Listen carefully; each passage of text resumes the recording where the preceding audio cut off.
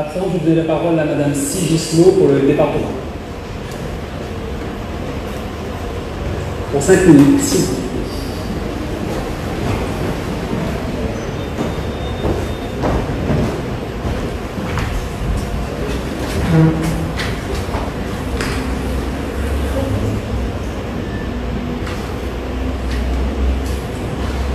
Madame la maire de Saint-Denis, Mesdames et Messieurs le préfet, Mesdames et Messieurs les élus, Mesdames et Messieurs les membres de la Fédération des enfants déracinés des Drômes, Mesdames et Messieurs, j'ai le grand honneur de représenter le président du conseil départemental, M.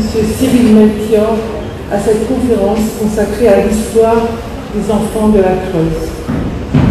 Permettez-moi tout d'abord de remercier la FEDD de nous associer à cette séquence ô combien importante pour nos amis venus de métropole, à qui je souhaite la bienvenue, mais plus généralement pour tous ces réunionnais qui ont été arrachés de la Réunion ces dernières décennies. C'est un moment de vie, je le sais, extrêmement douloureux, que vous portez, chevillé au cœur et au corps, tant les épreuves furent rudes pour beaucoup de réunionnais. Les témoignages, nous les entendons régulièrement, rappelant toute la violence du déracinement, la violence une fois arrivée en métropole, dans un environnement et un climat totalement différents, laissant des traumatismes indélébiles, gravés à jamais dans les mémoires collectives. Fort heureusement, des femmes et des hommes se sont levés, se sont battus pour dénoncer ce pan de notre histoire, pour faire reconnaître toute cette violence physique, cette violence morale, cette violence psychologique.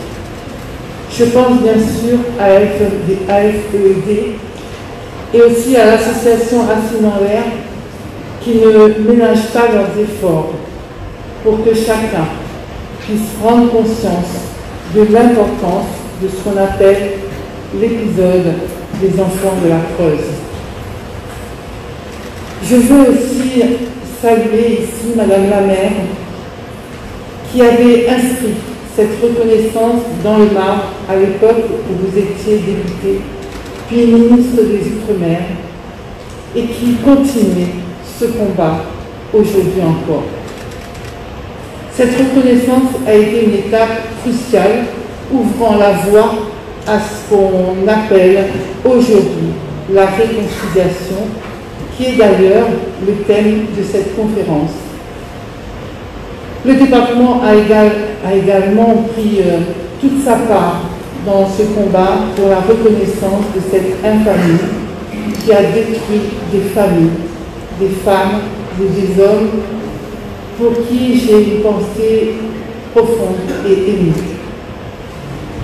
Je rappellerai notamment que la collectivité a été initiative de l'inauguration d'une stèle commémorative des enfants de la Creuse à l'aéroport Roland-Garros, ce lieu où des centaines d'enfants sont partis sans jamais pouvoir revenir sur leur lieu.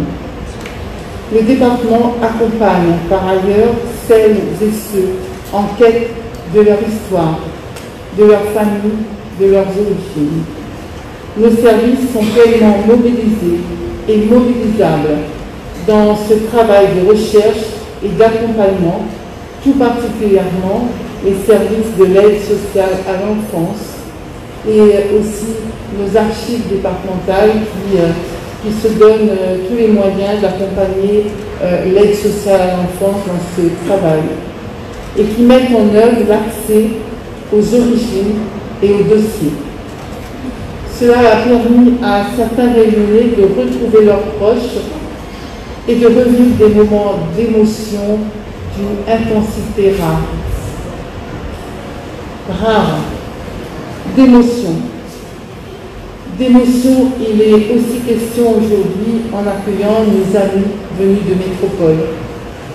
Malgré ce contexte de crise sanitaire, vous avez tenu à faire ce déplacement, ce qui démontre l'extrême attachement que vous avez pour cette terre, pour votre terre, pour cette population, pour vos racines.